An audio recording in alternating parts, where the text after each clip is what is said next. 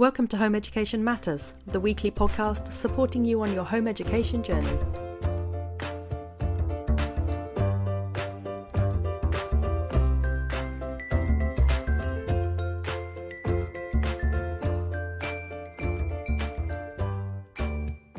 Hello and welcome to Home Education Matters. And today I'm joined by Jodie Foster, who is an author, a mother, and a fitness instructor. I think I've got that about right. And we are going to be talking today about encouraging your child to write, whether that's writing short stories or writing for assignments or essays or anything like that. It's all about getting your child to put pen to paper or finger to keyboard and really instilling in them a love of writing. And a lot of children have a slight fear of writing, I think, or perhaps a reticence to do it, particularly at a certain age.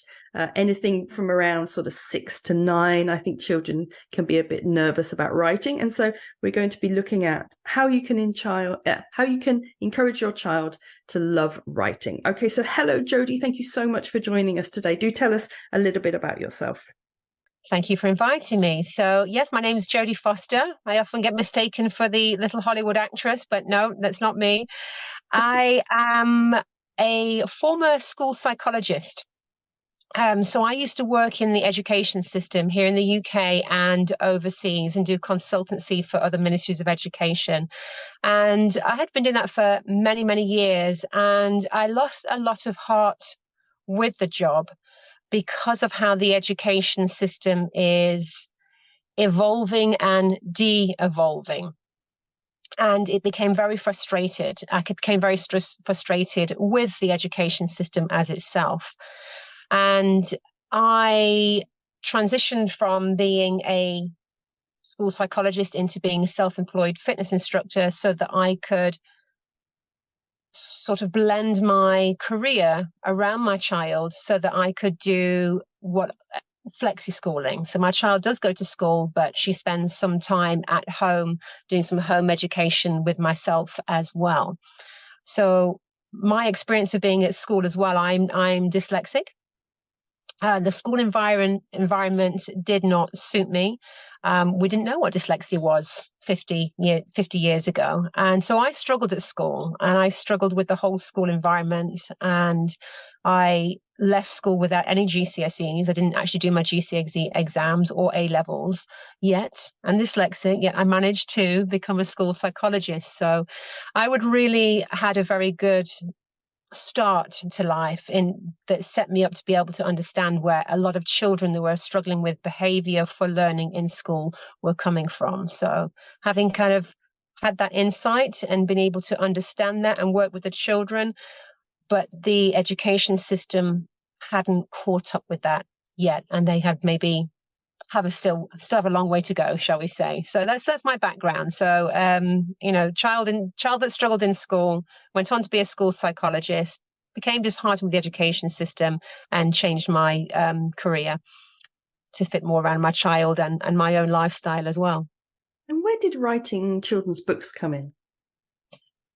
Well, here's a funny story. Now, I've worked with children for many, many years in different capacities. And one thing that I always loved to do with the children when I'm trying to work with a child is to have a book to focus on. So it would take away that kind of pressure of face to face. When you're working with a child and you're there to do an assessment, you're there to observe, sort of sitting face to face is quite intense. So I would reach for books so that we weren't looking face on at each other. We'd have something to focus on. And we used the books, and we would use a lot of picture books. A lot of younger children I work with, mainly primary school, we would use picture books so that it would encourage us to have a conversation around the pictures. Or we would have a storybook with words and we would elaborate on the story, like discuss alternative endings or not turn the page and discuss, what do you think is going to happen next? And using the book to kind of break down that barrier to engage with the children really made me realize how powerful books can be at engaging children in all kinds of things and breaking down barriers with children. And I learned a lot through those observations of what children loved about books. paying attention to what things they engaged with, what kind of sparked imagination or thought, what made them laugh, what made them question, what made them think, what made them discuss about it. And I just sort of over the years, I kind of engaged all these reactions and interactions from children, what they loved about books. And I thought I would try to do a book myself based on what the children had taught me about what they love about books. And that's where the crocodile's belly came from. It did come from that, yes. I mean, there's quite a funny story about the time that I actually wrote that, which I'm sort of happy to share with you on how that actually book came about. So I was actually working in a behavior, they used to call it a behavior unit, horrible phrase, with some teenage boys who they didn't cope very well with the school environment, as it were. And they would often just disappear from the class from time to time and not come back. Anyway, one particular morning, I was having we'd had a morning. The kids had actually wanted to do something on Greek mythology, so I put a lot of work into prepping this Greek mythology, and I'd gone out to my car at the morning break to go and get some of the resources, and my car had been broken into. It was quite a rough area where this behavior unit was. My car had been broken into, and they'd actually taken my car stereo. So I was quite annoyed about this, and I went back and I told the lads, because there was about 6 or 7 boys, and I said, look, car's been broken into. I'm not very happy, so let's just focus and let's take my mind off it. And we did that, and then at lunchtime they went off. And they never came back after that lunch. They were gone for ages. And I was so as not to get annoyed and work myself up about them not coming back to do this lesson that they'd asked for on Greek mythology, I started putting pen to paper. So I started thinking about all the things that I'd learned from children about books. And I just started doodling, and it just kind of came to me. Now, this was 20 years ago. And it just sort of came from nowhere, the crocodile's belly, but with all these things in mind that I knew that children liked about books. Anyway, a bit later on that afternoon, the boys all came bouncing back through the door of the classroom, and I just stuffed the paper that I'd written the crocodile's belly on just into my book. And I was about to start giving the boys a bit of a scolding about being late back from lunch, and they just stood there and they kind of took it on the chin. And then one of them, just from behind his back, he put my car stereo on the desk in front of me. And they just said, "We got it back for you, miss." Oh, that's just sweet. So I kind of looked at it for a moment, and I looked at the boys, and one of them just said, because it was quite a rough area, one of them said to me, "Your car's going to be safe around here from now on, Miss Jodie." Protected. And very protected. And as he said it, I kind of looked down, and he had some scuffed knuckles. And I go, right, okay. So I kind of gave them, I realized what had gone on. So I kind of gave them all a bit of a half smile, and I said, right, okay, then, well, we've got some learning to get on with, and we're going to crack on with that so that we get you some education, so that when you grow up, you don't have to go and steal car stereos for a living like your mate with the black eye. It was quite obvious. It was quite obvious what happened. So yes, it was in those few hours that they just disappeared on me that I actually wrote the book, but with all the thoughts in mind that I'd learned from kids of many years when I was engaging them. So interesting story how that came about. I think the story of the PRU is actually worthy of having a book in its own right, isn't it? It might well be, yeah. It's such a lovely story. So while you were introducing yourself, I always take notes when I interview anyone for this podcast, and I took so many notes when you were introducing yourself, because so many things you said I really wanted to follow up on. Yeah, they were really kind of juicy. So one thing you mentioned was that you flexi school. Now, for most home educators, that is like the holy grail, because it's actually really difficult to achieve normally, because you have to agree it with the local school, and most of them don't like it. So how did you go about sort of arranging that? Is that something that your school generally does, or was it just a kind of one-off for you? It's not something that the school generally did. It actually started in primary school. Now we had I won't go into the personal details. We had an incident at the school that involved a teacher and my daughter, and it had quite a negative impact on her, and it made it very difficult for her to sustain a good attendance in school, and she developed a bit of anxiety about it. So she was off school an awful lot anyway. So, I mean, this didn't happen overnight, you have to understand. It was a lot of back and forth with the school, a lot of meetings, and the occasions where I had to get very upset with the school because the school were promising to put things in place and then they wouldn't happen. So the schools gave me quite a bit of ammunition to fight for this, really, through their failings. So it's something that like I say, it took quite a few years to get in place, and the school, had a catalogue of events of failure that we managed to get this. So it was no easy task. Let me tell you. I mean, she's in secondary school now, and it's very quite clear that they can't meet some of her needs when it comes to anxiety, purely because of the physical environment of the school, the nature of the school. It's very, very busy. There's times where the school's quite hectic.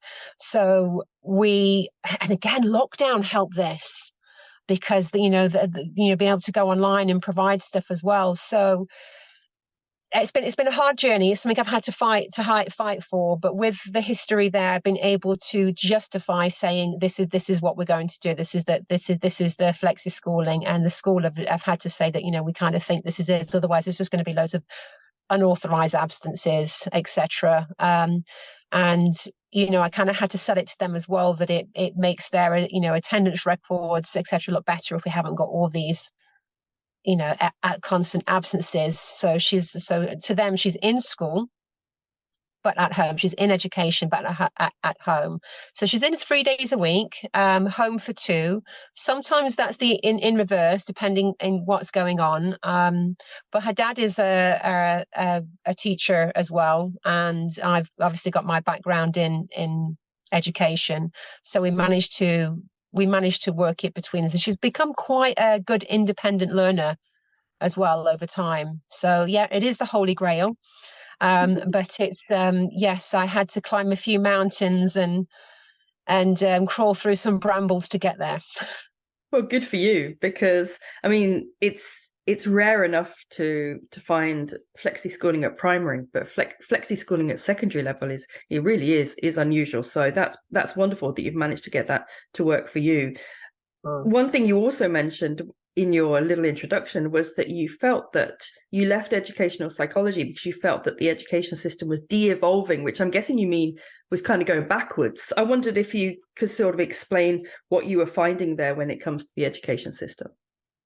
I think, given that we have a bigger awareness of some of the challenges that children face in terms of learning difficulties, different learning styles, and different behavioral challenges, it's evolved in terms of that awareness and that understanding that it has to be addressed. But they haven't, while they kind of accepted it and there's things in place, I think sometimes there isn't the resources there. It becomes frustrating. What becomes frustrating is that money has definitely become a factor. And I think that's certainly the case where schools have become academies now. So that's become a restriction. But whilst they've seemed to have this light bulb of what's gone on, and yes, we have all these things that we need to change and we need to diversify, we need to incorporate, we need to cater for, I think they're not always going about it the right way. Now, what's driving that is sometimes money, is a lack of resources. And I think as well, try and think of how to explain it. There's a lot of fear base, I think, in schools. Sort of people they're a little bit too afraid to tell the truth. Mm-hmm. a little bit too afraid that makes them be a bit more politically correct driven. And Ofsted, I think that's something that has become, the idea of Ofsted when it first started seemed to be something that was going to cause the education system to evolve. But I believe it's crippling. It's becoming crippling now. There's so much pressure under teachers for these Ofsted reports that the focus is all going on to too many different things that do not involve what really happens deep down in the core, in the classroom with the kids and engaging kids. So, they may see it as evolving, that we want all this paper trail, we want all this backup, we want all these documents and all these tick boxes. And it's just less and less time with the children sort of hands-on. Everything, the focus is more on recording what's done than actually the quality of what's being done. Yeah, I remember very distinctly when I was a teacher, very briefly, that Ofsted would give you a very small amount of notice before they came in. It was normally about a week, I think, a bit less. And we were given I was a trainee teacher at the time, and we were given notice that Ofsted were coming in. And I was in a very small department because I was in the RE and philosophy department, which is never a very largely populated department. And so there were three of us. And the two teachers and myself, the trainee teacher, we spent the next 4 days manufacturing lesson plans, schemes of work for the last year that we had not been using, because obviously as teachers you invariably don't actually use that kind of very formulaic kind of approach, and if you do, it's quite limiting. And so we spent a large amount of time, which we should have been spending on doing other things, creating these documents that apparently we had been using for the last year, in order just to provide the Ofsted person with a huge amount of paperwork. They then spent, Ofsted, I remember very distinctly, spent most of the time looking through paperwork. They came into I think they came into my lesson briefly. They came into another lesson reasonably briefly. And then that was it. It was all about the paperwork. And you just thought, how is that about the teaching? I mean, we could be writing anything on the paperwork, and in fact, had been writing anything on the paperwork. Mm-hmm. Anyway, I could complain about the education system for a while, but one thing I wanted to talk about was the role of writing in the education system, because as I say, I'm a teacher, but I'm a secondary teacher. Sorry, let me rephrase that. I was a secondary teacher.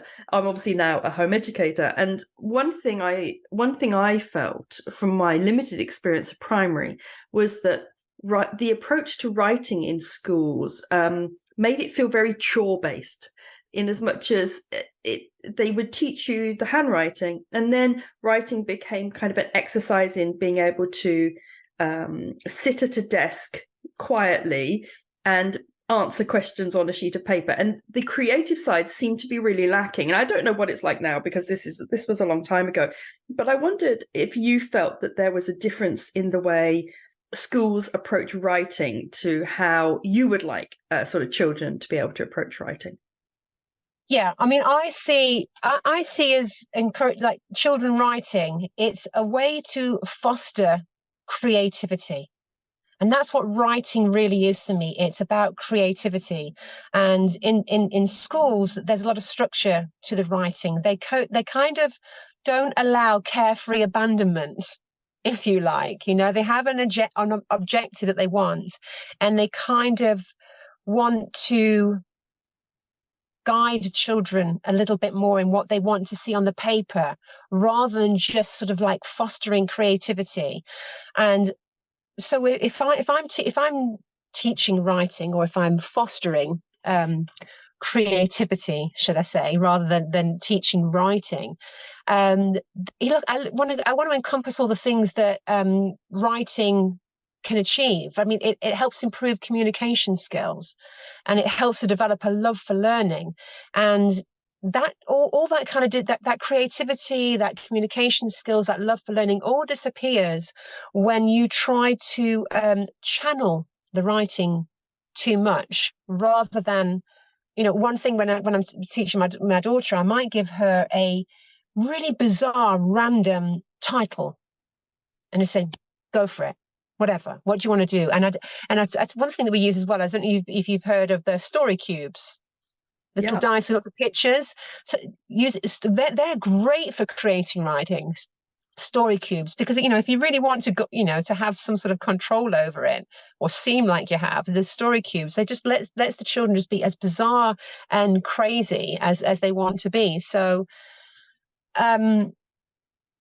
yeah, and also as well, when you see typically a lesson in writing, it's a pencil and paper or pen and paper.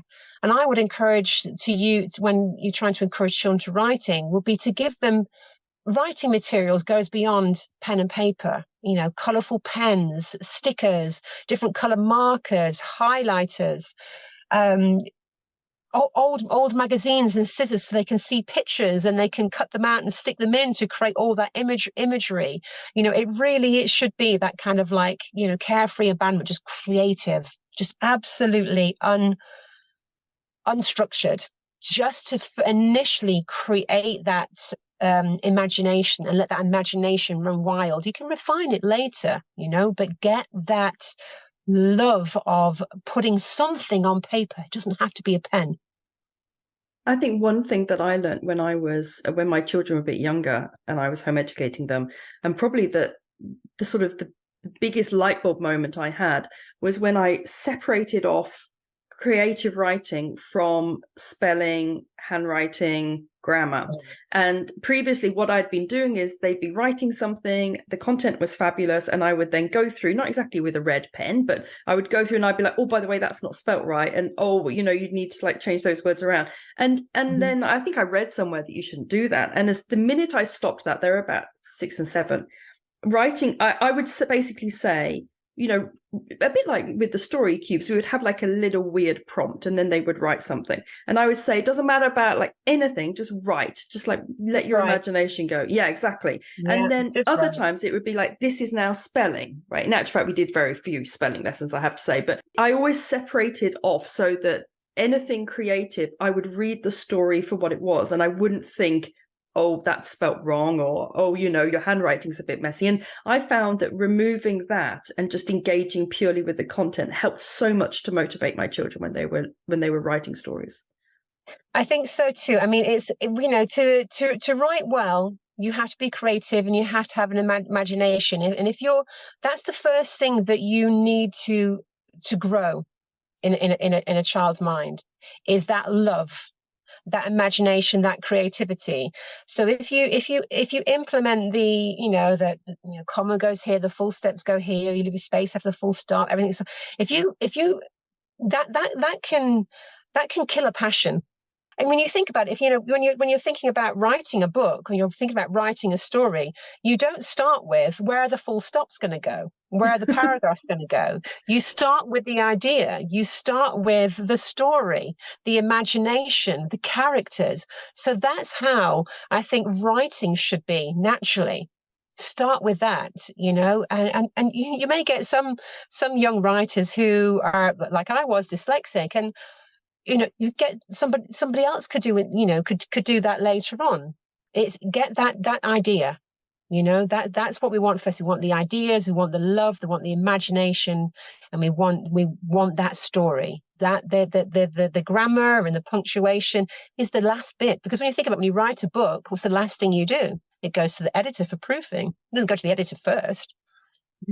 Yeah, exactly. And I mean, I was going to ask you about that because as a sort of dyslexic writer, do you find that the spelling and grammar is something that you leave for somebody else to do? Or is that something that actually you found that because you were writing so much when you were younger and you loved the process, that actually that came as you built your skills up in grammar and spelling as well?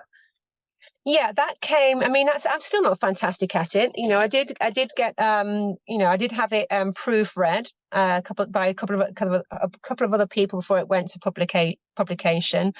But it is, it's not going to be something that is my forte. So do I want to understand it? Of course I do. Do I want to learn it? Of course I have. But do I feel guilty for at the very end for somebody else coming in and doing it? No. No. I guess a good analogy for this would be a racing car driver.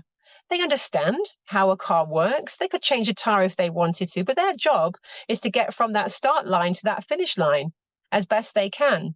Some, they pull in and let somebody else. They know how to do it. They could do it if they needed to, but you can't be all things, and it's okay to be that way. Some people, when they write their books, they're not great artists, so they'll get somebody in to do the illustrations. And I think we need to lose that guilt about that.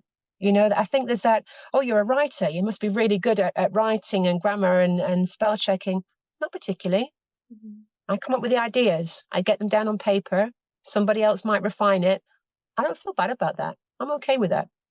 Yeah, absolutely. And one thing I've found, because my daughter is dyslexic, is that I had a kind of preconception that if you were dyslexic, you would just not really enjoy writing. But actually, as soon as we went from using pen and paper to using a laptop, which was about 3 years ago, once we made that switch, she absolutely loves writing. And actually, this summer she's writing a short story completely off her own bat. She just wanted to write a short story, and I found that because she's dyslexic, she has so much creativity, so much creative thought, that in actual fact, I think in lots of ways, when we think about dyslexia and writing, we don't tend to see them as bedfellows, but actually I think they really are, because you're so creative when you're dyslexic, that all these ideas, and also, I mean, every dyslexic person is different, obviously, but I found that dyslexic people are able to create amazing patterns. They're able to link ideas in ways that non-dyslexic people can't. And so they go from this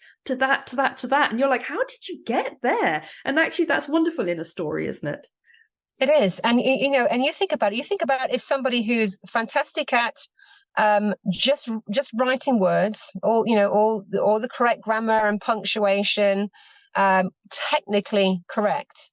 Who's the better story writer? The person with all that imagination that can make all those connections, or the person that just knows where to put the full stops in the right place and gets all little green ticks from the teacher? Dyslexics are natural born storytellers. Somebody else, let the person who's really good at all the grammar and the punctuation, let them sort of, write it or correct it if they need to. But no, I mean, in my experience of working with children with dyslexia and my own dyslexia, and I work with a lot of professionals in business as well, and the best business professionals and consultants that I work with, they're all dyslexic, and their imagination is amazing. Yeah, and I always say to my daughter, that when she was diagnosed as dyslexic, when she was like about 7, I said, you know what, it's lucky that you're home educated, because the school system is not designed well for dyslexic people. However, life is designed brilliantly for dyslexic people, because you can really fly once you're out of the school system, but the school system itself is quite difficult if you're neurodiverse in any way, and particularly I think if you're dyslexic, because so much of it is about time pressure and getting your thoughts down onto paper. So that's one thing I wanted to ask you, because my daughter recently did the English language GCSE. She did it this last summer, and she's very, very good at writing. I mean, she's exceptionally good at writing. That's why she wants to write her short stories, and she's very creative. And part of the second paper is creative writing. And there's narrative writing, or there's descriptive writing. Now, she obviously wanted to do the narrative writing because for her, she writes stories just for fun. She makes them up in her head. That's what she's always done.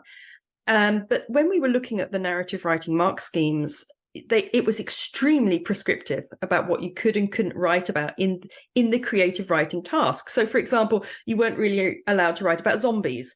I think they decided that because most children like to write about zombies. So they decided you're not allowed to write about zombies. I don't know how or why somebody made that decision, but there were all sorts of rules that were embedded into the creative writing task. Now, as an examiner myself, I understand that that you have to quantify what you're marking. You have to be able to give it marks. But I found that having not had any exposure to the school system, I was amazed by how prescriptive and, like you said, channeled the creative writing tasks were, when I would have thought it's the exact arena where you want no parameters and you want to allow the child really just to kind of go nuts imaginatively.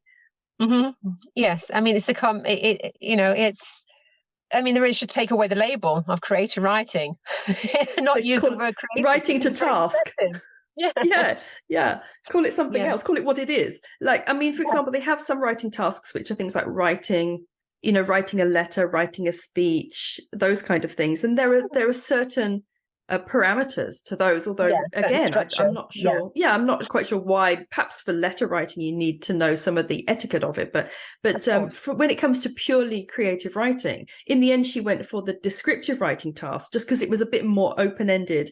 When you're thinking about people listening to this who home educate their child, or maybe flexi school if they're lucky as well, like you, although I keep saying if they're lucky, it's just because I've home educated now for 17 years, and so for me the Wow. prospect that they could have gone into school for a couple of days a week is actually kind of quite a nice one. But of course for some people that they want to home educate all the time, and that's brilliant. But for people who are listening to this who are home educating their child and they really want to foster this love of writing in their child, what sort of top tips would you give them for approaching writing as a home educator?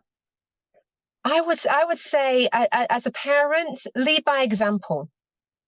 So show them that you love writing. You can journal, you can write your own stories, you could create a family blog. So when when they see that their parents are engaged in writing, and then they're more inspired to do the same.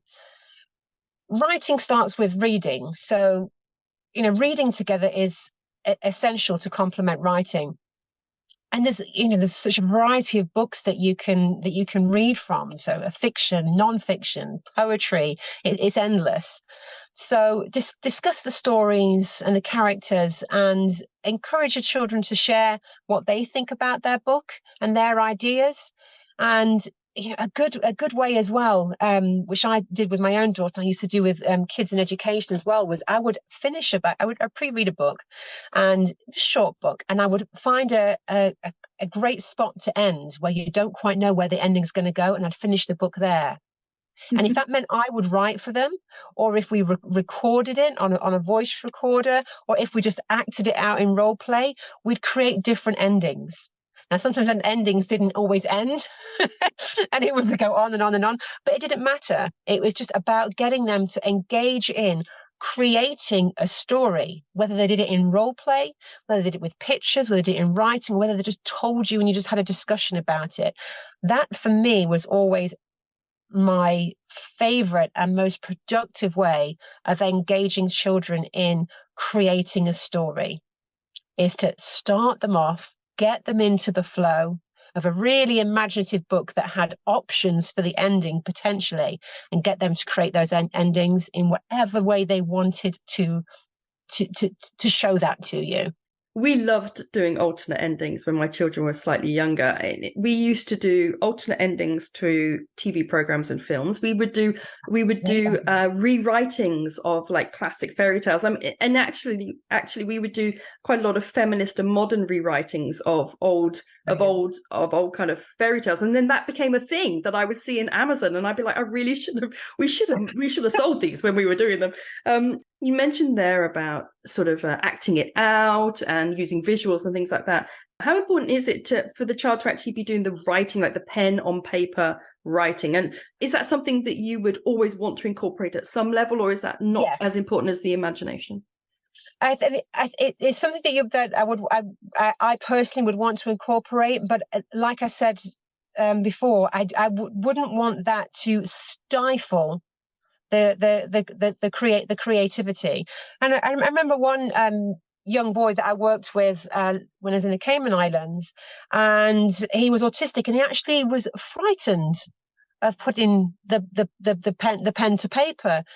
But the teachers, I mean, one teacher in particular has insisted that we have to get him to learn to write, and the emotional state this child will get in at the thought of it.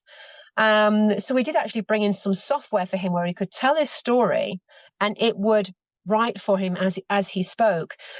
Would like to have got him writing? Yes. Was it ever going to happen? No. But I think where we can develop this, where we can incorporate writing, yes, we do want to do this. We want to get children over that fear and be able to do it, because it's a skill. But we don't want it to be a skill that dampens and puts the fireworks out at the beginning. So yes, I'm always good would say go and encourage that. There might be extreme cases like the one I gave you where it's never going to happen, but yes, we want them putting pen to paper. That's my thought. I'm a little bit old school, and I think kids have forgotten how to write. Great at texting, the thumbs.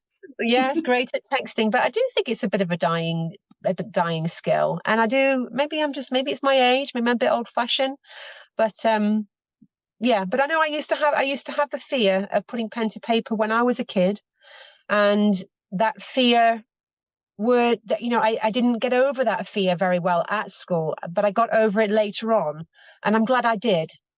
Talking from experience, I'm glad I did that. Put that pen paper. I've not got the best handwriting, doesn't matter. But yeah, we do want to try and encourage them to do that ultimately. And if it's just too much, why put the pressure? Why put the pressure on if it's too much?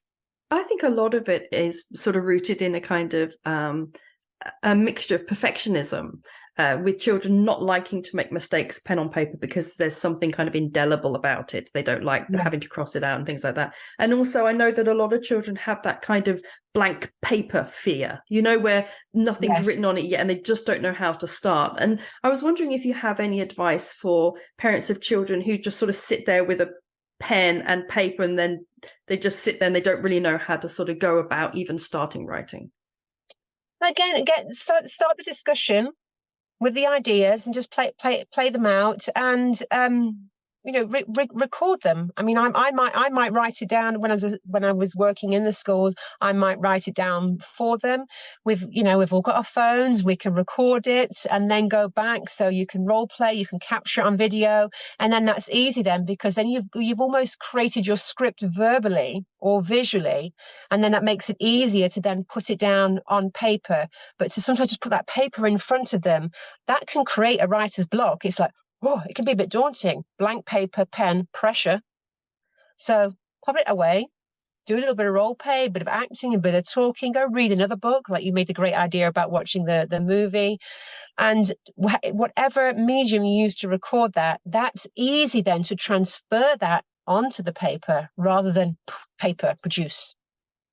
Yeah, I completely agree. And one thing I found was that as soon as I made that switch, like I say, from my daughter writing her ideas out to being able to voice record them or type them up on a laptop, I found that she was much freer in her expression. And I think a lot of that was because she could go back and delete without having to sort of use spell check and things like that. And she felt much more empowered in the writing process because of those tools that you don't maybe necessarily have when it's pen to paper. One thing I also found was that when it comes to that sense of kind of perfectionism, where they're worried about making a mistake and crossing it out, they don't want it to look messy, is that I would sit with the children, and my son was a bit inclined this way. He was a bit of a perfectionist, and I would sit with them and I would write as well, because we invariably all try to sort of work at the same time, and I would deliberately make mistakes and make a mess and doodle on my paper and rip little corners off and stuff like that to kind of say it's okay, it doesn't have to be like this perfect blank page.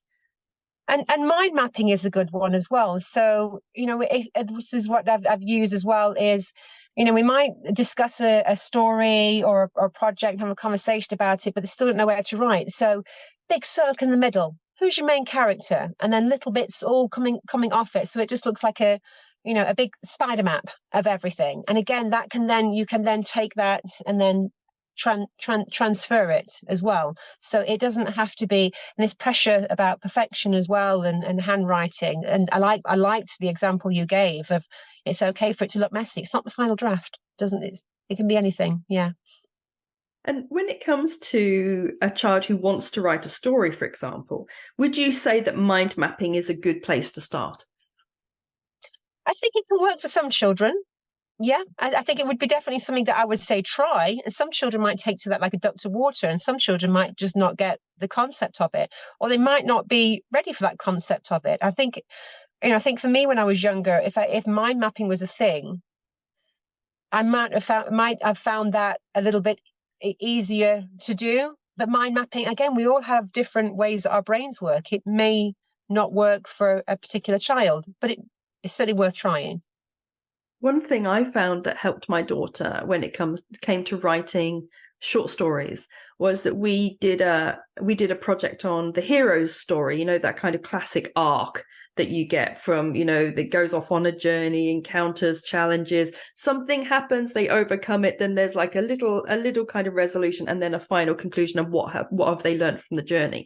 And we actually, when we learned this, we then applied it to all sorts of films and books like Harry Potter's and things like that. In actual fact, almost all books are written with that arc, and almost all films have exactly the same kind of arc.